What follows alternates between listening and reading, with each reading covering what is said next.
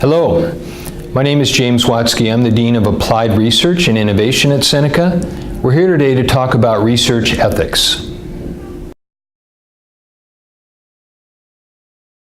Why is research ethics important?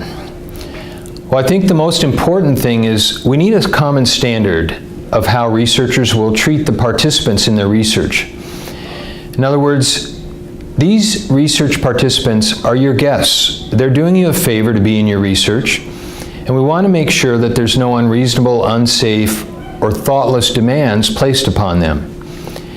Research studies are only valuable if they are conducted in an ethical manner.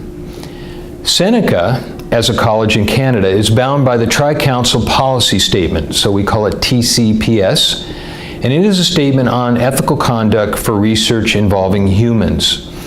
It's important to remember today we're just talking about research with humans. There are other protocols and policies involving research with animals.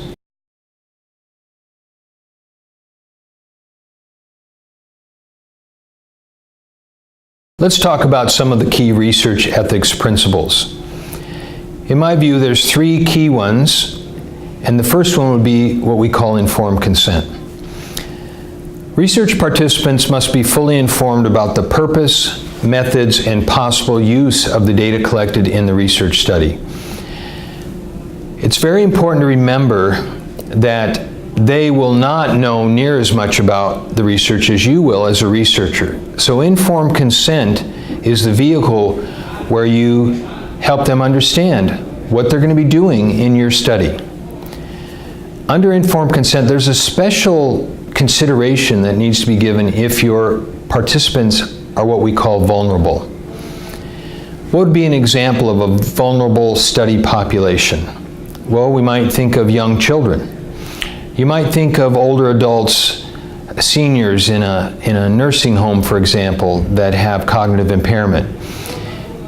If your goal is to reach and collect data from those kinds of participants, you need to have special information for them about your study. The second principle has to do with confidentiality and security or protection of the information.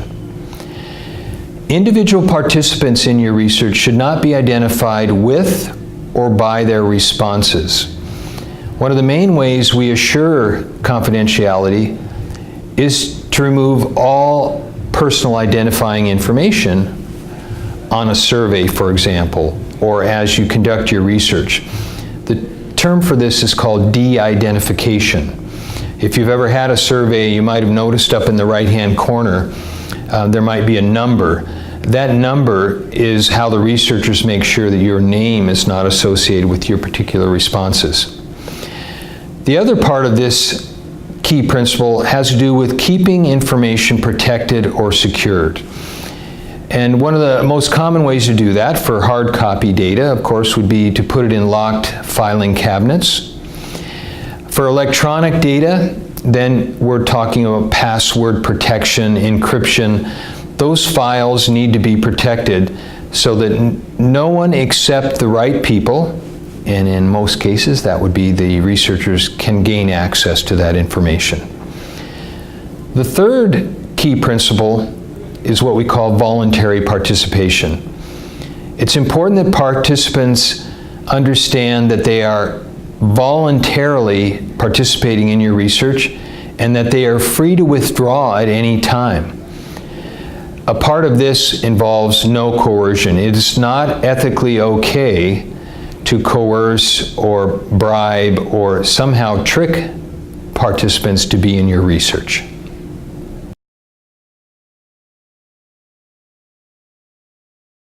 So how does a typical REB process work? Well, the first thing you need to know is there's an REB applicant, and in most cases at Seneca that will be a professor, and that professor, as the applicant, has ultimate responsibility for the research, including research conducted by his or her students. There are a number of REB forms and processes that must be followed when seeking REB approval.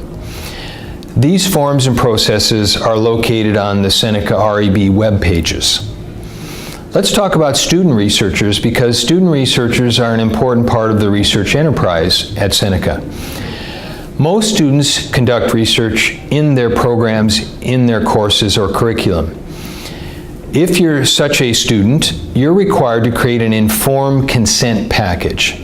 We talked earlier about informed consent. So these are the actual materials that comprise the informed consent package. So there'll be information about the study, and there'll also be a special form that each research participant needs to sign, which says, I'm giving you consent and I want to be in your study. That informed consent package is also submitted to the REB by the principal applicant or the faculty member. One important thing to note about our REB process at Seneca is that not all research requires REB approval. You can look on the REB web pages or contact the REB chair. I'll give you an example. If you're doing research on secondary data, so this would be data that already exists, that is in the public domain, you are not required to go through the REB. You can do research with that kind of data. What is the role of an REB? The main reason REBs exist is to ensure compliance with the TCPS guidelines and ethical principles. We talked about those earlier.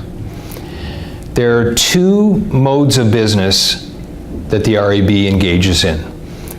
The first and foremost one is to review and approve, or in some cases reject, applications from researchers. These researchers can be faculty members, students, or external parties. There are a number of detailed processes around reviewing. For example, there has to be more than one REB member that reviews each application. This is the way we ensure that there is a balanced assessment and review of the application. The second area of business has to do with education. At some post-secondary institutions, there are a lot of people that have never done research. They may not have had experience with the REB. So we spend quite a bit of time promoting and encouraging good research ethics practices at the institution. And this can take the form of workshops, videos such as this, dialogue with other Senecans, for example.